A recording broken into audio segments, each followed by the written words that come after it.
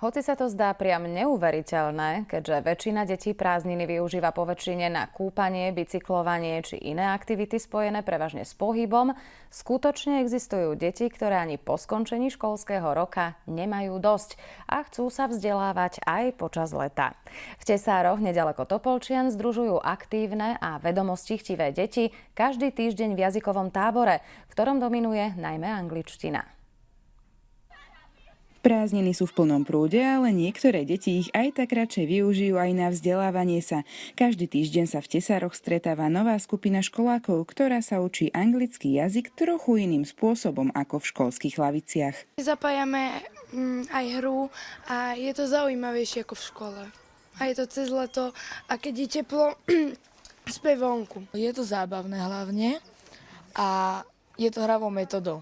Takže sa mi to veľa viacej páči a školu sme zatvorení vo vnútri a je to tak, že tam čakáme na prestávku a toto vôbec aj 2 hodiny v kuse to môžem robiť a furt ma to baví. Lektori si deti rozdeľujú do skupín podľa úrovne ich jazykových znalostí a výučbu tomu prispôsobia.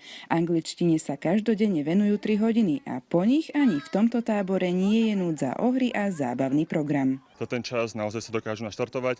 Tým, že je to hravou formou, voláme to, že English for fun, tak nemajú pocit, že sa učia, majú pocit, že sa zabávajú, takže o to ľahšie to ide. Minimálne to, že sedíme takto po skupinkách, že nemusia sedieť za lavicami v škole a je to určite voľnejšie.